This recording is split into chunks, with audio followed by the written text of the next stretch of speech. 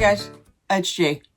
Before the video starts, I just wanted to let you know that there's going to be a spoiler alert here in the beginning of this whole goddamn thing. I'm going to be talking at great length. I talked for an hour. I cut a lot of it out, I think. But, just to let you know, content spoilers, this is going to be spoily because I love this book so much and I want you all to read it, so just wanted to let you know about that. Good morning. It is Sunday, March 9th, 11:40, and we are here for Bookworm Book Club. What's up, guys? This is a series to make myself feel better about reading so many books and making new friends. At the end of this video, there's an actual real book club I'm actually making that you guys can join in and have fun and read along with me as I go through the shenanigans of being, well, me. So what book are we reviewing today? Well, we are reviewing bloodmarked, from the Legendborn series, and I have so many things to say. Brianna now is, as from the last book, we all know that if you've read with me and realized how much I spoke on business about this book, that Brianna now is the scion to Arthur, which means she is the King Pendragon, which shocked the fuck out of me. I'm just gonna say.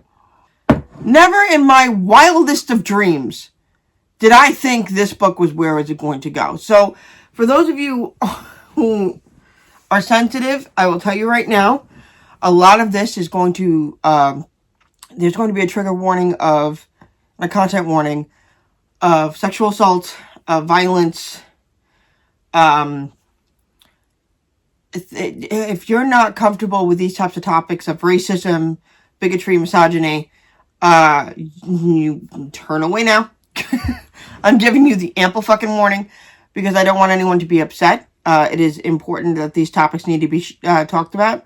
I also want to be put on business as well that as a white woman, I can't speak on anyone else's experience because this is a Black excellence book.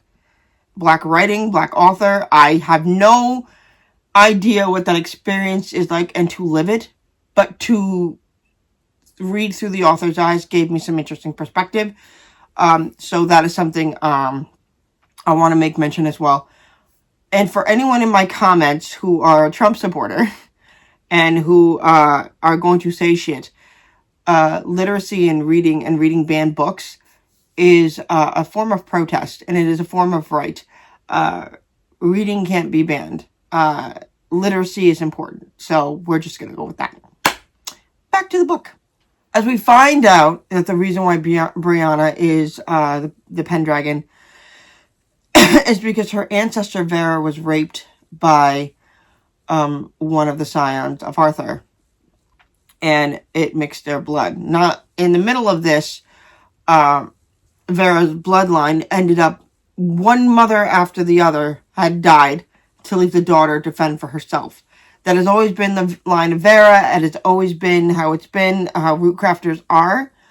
And I learned something different this time around, because it's not just root crafters, there's fucking blood crafters, which is something I didn't think was going to happen. Okay, taking these off. They're too dusty, and I need to be... It's making me not focus. I could not believe that was a thing. And we start off this book with Brianna gun-ho as hell, who is memorizing the Rite of Kings, who's ready to get going.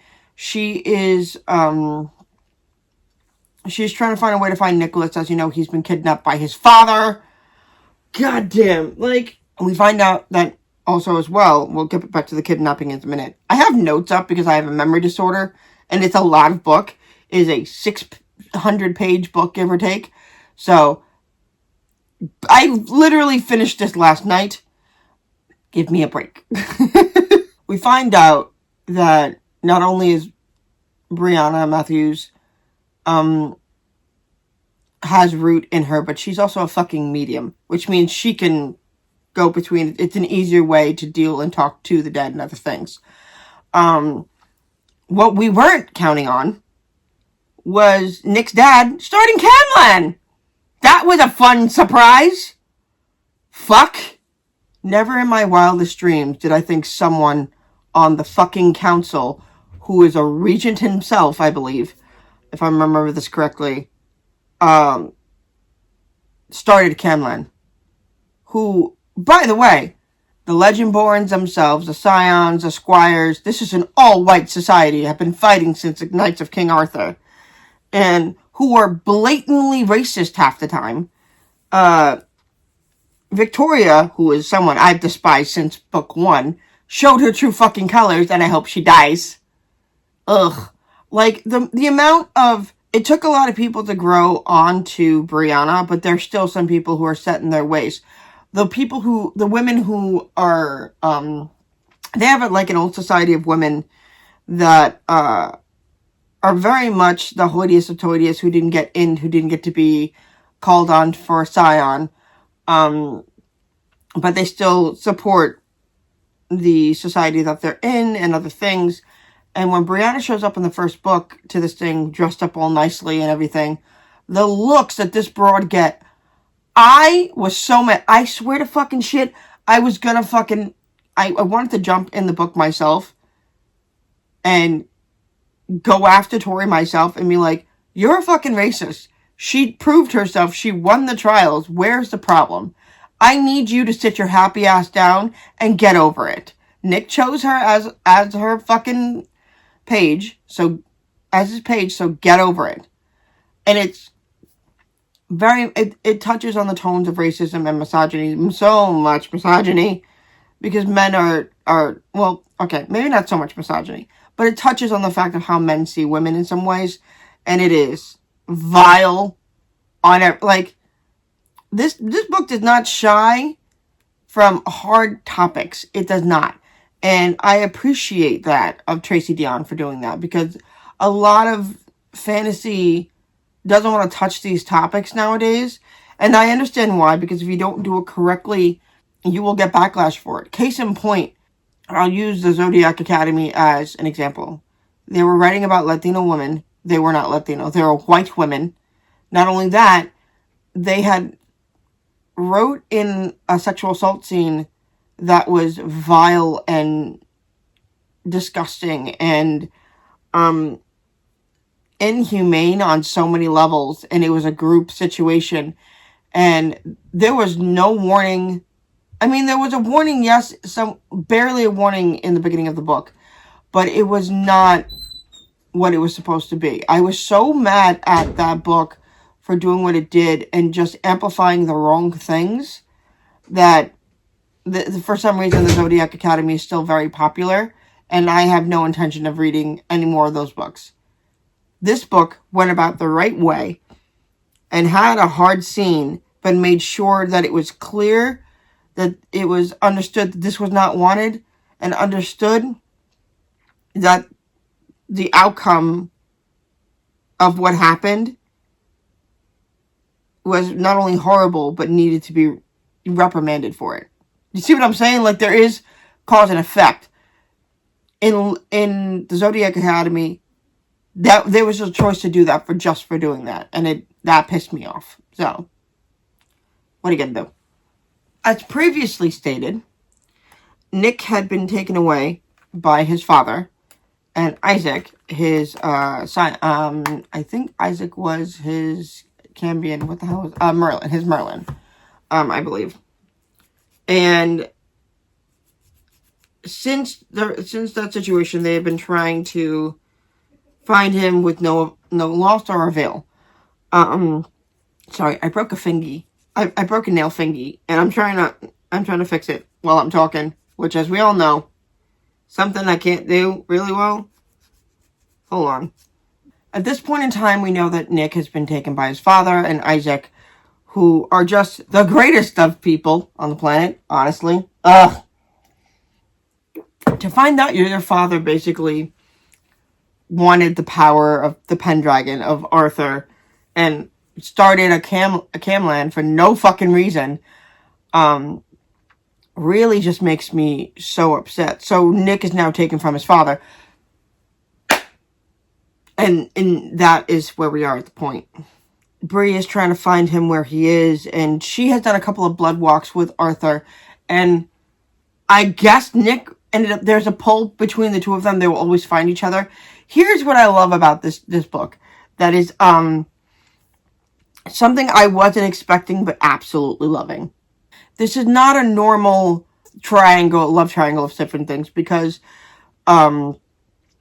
there is a gay element in this, which I didn't realize at all, but I should have picked the fuck up on. That Selwyn had feelings. Selwyn Kane, who is, the Merlin for, Nick, had feelings for Nick himself. Which was fucking beautiful, which makes sense as to why that thing is. And you have to understand, a Merlin is oathed to their fucking scion forever. They do some research, Nick and Nick and Bree, to find out that, Nick's mom, Selwyn's mom didn't leave on purpose. She was mesmered, and was, she didn't leave on her own accord. And let me be clear, when a Cambion that is Merlin, they are half demon, half human. And if you succumb to your blood, your demonia takes over and you become something awful. Which is what Selwyn has been trying to fight for the last 20 years of his life. And when you're oathed to a scion, you're oathed from a very young age. So Nick and Sel grew up with each other. They have an unspoken situation with each other. They know each other better than anything else. So when Bree gets tossed into the mix here, it becomes a different of a thing. And I think Sel actually more than wants to protect her. I think he genuinely loves her. I think he genuinely is in love with her. That he moved from being in love with Nick to being in love with her. Not only that, has, she is in love with Nick, but I think she's also in love with Selwyn. And here's why I'm not upset about this at all. Because they don't throw it in your fucking face. Every fucking romance book, or anyone that has a romance of it, it gets thrown in your face about the whole thing. I personally am not a huge fan of the romance scene. I'm getting into it because a friend of mine told me to give it a shot, and I can't live in my own anxiety about stuff forever. But the reason why I hate the romance trope so much is because it gets thrown, that kind of, not star-crossed lovers, but more along the lines of, like, having a triangle burns my fucking retinas to no end. It pisses me off that I can't fucking speak. It's so obvious and blatant, but what I loved about the way how Tracy wrote it, it wasn't so obvious. It wasn't so in your face, I guess. It wasn't thrown in you like, bam, this is the situation. He loves her, but she loves him. He used to love her, but they may now love her. You know what I mean? Like, I just hated when it was so, don't treat your readers like they're dumb. Like, please don't. It's so stupid. It's so dumb. I hate everything about that. I really don't appreciate writers treating their readers like they're dumb and they need to be shown what's actually happening. In some books, that's the case. Like, that makes sense. But not this. I mean, we're not children. This is a YA book. But like, understand where I'm coming from, okay? So, Bree ends up leaving in the middle of the morning and trying to escape. I don't know how many times at this point. And someone has made a cage to make sure that she is safe from the cabin that they're staying in from the first book. I almost said first movie. I want this to be a movie so bad. Please make this a book. Please make this a movie. God damn it. It's one of these things where she just wants to get out and try to practice and use her root and use Arthur's aether, but unfortunately she has no chance of doing that because it's just been stubborn, and Arthur's wants her power. And she wants her to, do the Rite of Kings. There's also a funeral that is happening because a few of the legendborn kids that were in that cave when Camlan was called, died. And these are young, 19, 20-year-old kids, literally kids. I can say that I am 40 years old, 40, that's me. These kids just died because of a power-hungry man by demons and other things and trying to fight it all. And when they figured it out too late, it was, you know, it is what it is. So they have to go through this funeral. And Bree was going to do the Rite of Kings. She was ready to do it. And they set her up to fail. The regents came into town and set her up to fucking fail. I'd never met a group of people more upsetting than these fucking assholes. You want to talk about corporate in the way of magic, that's what I feel like the regents are. Just corporate assholes that don't know shit about the people that are working for them. Excuse me, I need a second cup. I need a snack break. Just talking about fucking the regents gets me so angry. Better. The regents themselves have thrown Miss Brienne under the bus. She ain't too happy about it. And she's given a new fucking Merlin, Lark, who's actually really cool. I was so concerned. I was like, who is this motherfucker? I don't like him. He's new. He's unprecedented. I don't know who the fuck he is. Like, no. Absolutely fucking not. But it turned out to be a real one. A real human. And I want Lark to have his own fucking situation. By the way, they speak Old Welsh in this fucking book. And trying to decipher it has been super hard. She was supposed to go to the Rite of Kings. And she does the whole thing. Goes into the dream and everything. And instead of saying yes to Arthur, she said no. And when she comes out of it, things are a little more precarious than I would like. The Mage Guard shows up, which does not help things. And there's an attack that happens from demons. Someone shows up and saves the day. Bree reaches for Root and slaughters a bunch of demons and helps fucking Sel. But because of that, this was a regent's plan all along. These holier-than-thou assholes take Bree, drug her, they drug William, and they threaten William's life. Said it doesn't matter, but they'll threaten to kill her. They numb her powers. And, by the way, Alice, her best friend, is now a quote-unquote page, but it's the only way to keep her in, because she now knows everything. And said that she was a page, and threatened Alice's life. And the Senecal, all the high-ranking people from the regents, and the Senecal Rubius was at the center of all of this. Now, Bree has done a couple of blood walks herself to find in her family line to figure out who is the person that keeps following them and to murder them. And she's struggling. She's put in a facility after she's been knocked out. Lark has been taken away from her.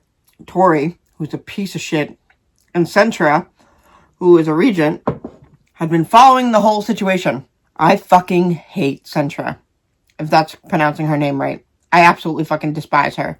They take her into this facility. They numb her powers, her root. There's no furnace in her chest. That's how she knows that she's herself. She can't even call on Arthur to help. She realizes that the food's probably been drugged, so she's not taking it. Lo and behold, yay, she got broken out by a group of people who work with root crafters and who have been in the situation. Do you want to know why that Bree has these powers? Because Vera and the line of Vera was raped by, I believe, a scion. And you tried to keep quiet about it, but you couldn't really do that. And Vera just did her best to protect her daughters. Or her future daughters, I should say. And because of that, it caused an issue. And in the middle of the interrogation, Bree has already figured this out in book 1. She literally says it online. This is because your ancestor raped mine. And I was a little taken aback how a 16-year-old kid turning 17 in a couple of weeks, at this point, we've like flash forward from the summer, who is just like, this is what you did. This is what your ancestors did. This is where the position I'm in now. And you have to deal with it. I've never been more prouder of this girl in my entire life. And to make, this is what I think is important, to make white people feel uncomfortable about what's happened to black people, because they've, not my ancestors, because my ancestors live in Argentina, but I am well aware that the ancestors of this country are colonizers, and they have done nothing but pillage and do things and hurt people. And to sit there and make a white man feel wildly uncomfortable for what his ancestors did, because they talk about their ancestors like they're still living. And that's an important distinction. And everyone at that table, Sestra, Tor, Arubis, and a few other people, were just sitting silent and didn't know how to take this. Bitch, you caused the situation. If you think for 1 second that this little girl's not going to remind you, you're out of your goddamn mind. They mesmer her, I don't know how many times, to repeat the situation, to find out how much she knows, all this other shit, how we can make sure she's done it. When she breaks out, she gets reminded of everything. William is still not at 100%. He's broken out too. And they made 2 girls, Samira, I forget the other girl's name, all black, who know the situation, who are root crafters themselves that are in the network. They're able to help her to get through to Mariah, and they're on the root crafters version of the Underground Railroad. They're on the next stop for a situation. They find a demon bar by the name of, hold on, oh wait, that's beforehand. They stop at a cabin. That's their first stop in the situation, where Lewis is part of the regions, a part of the legendborn cycle himself. And I believe he was a legendborn. They get to a safe house with one of these guys named Lewis, who is supposed to be helping him all the while. Lewis does not be the helping type of guy. They're in the kitchen. Bree's just talking about, like, this can't be real. I feel like this is all my fault, blah, blah, blah. And he tries to really give her a sense of comfort. She leads her into a certain part of the pantry and then knocks her. A demon called Kiza was looking for her powers. And she made a deal with this demon. Of the unmitigated gall this man had to fuck with this kid made me so mad. Someone killed him. She couldn't get to her powers fast enough. And they only live... I found out that when you're old, you only live to maybe you get your late 30s, maybe, and you die. That's chilling. How the fuck do you deal with that? You know, like that's a hard situation to deal with. I don't think, he feels kind of a revenge sort of way. And if you kill the Pendragon, Camlan ends, from what I understand. I'm trying my best. It's a lot of information. Clearly, the safe house is not a safe place for them. So they have to go to this next place called Volition. On the way, they stop at this weird bar. Turns out to be a demon bar. If you've ever seen Supernatural, think of like a crossroads demon, where you make a deal for a certain thing, and they get part of your soul in return. Apparently, they run into this demon named Valak, who's been a part of this world since... my God, since the creation of the table. He's been here a long ass time. Okay? He was there when plantations were a thing. And he was on a plantation working. Holy shit. His name is Valak. I don't know how I feel about Valak. I don't know if I love him or hate him. Because he's a smart aleck, and I enjoy smart alecks. But he's also a real asshole. So that's fun. He's a broker. Which, when Kiza was dying, said that she needed to talk to the broker. That, in and of itself, well, Bree is remembering a memory walk of seeing a man in every other consistent dream that she's had of seeing the same silver-haired man with blood-red eyes following every woman of her lineage that has died of the situation. That's important to remember. Valak is, like I said, Valak's a broker between demons and humans need certain things, a certain power, a certain way. So I forget what happened. Something pisses the fuck Bree off, and it upsets her power. And it causes a whole problem in the bar. Valak takes Bree and Kane. Kane's known him for a while, apparently. Had no idea Kane knew him. But shocking, Selwyn knowing someone that Bree does not know. Shocking. They get into a scuffle in the office. Come to find out that Selwyn has been fucking mesmering Bree because he's starting to succumb to his own blood, which is an eventuality which she does not want, but it is what it is. She's more hurt of the fact that this motherfucker lied to her and tricked her, given everything she had at that facility and how that fucking team of regents and bullshitters have wiped her memory so many times like a goddamn fucking Etch-a-Sketch. Like, the fuck? Somehow, there's a lot more into this one. I'm trying to be as Cliff Notesy as I can. Bree ends up convincing Valak that they're worth to know each other. Somehow Bree convinces him that they're good for each other and they need to work with each other. So Valak takes him to Volition, where it's run by root crafters, and the grounds are protected by their ancestors. This beautiful gate of, like, what I figure is like purple and gold and all that. It's such a different experience from what the Aether Shields are, which are made of blue and stark and silver. Some good things happen to the fact that Bree ends up finally getting to speak to her ancestors through rootcraft and trying to figure out everything, but she still continues to blood walk, which is not a good type of crafting.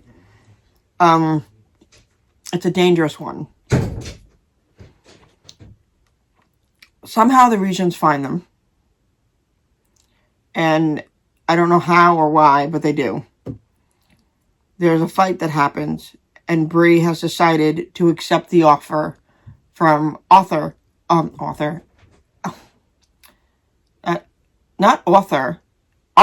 There you go. Wow, that took a minute.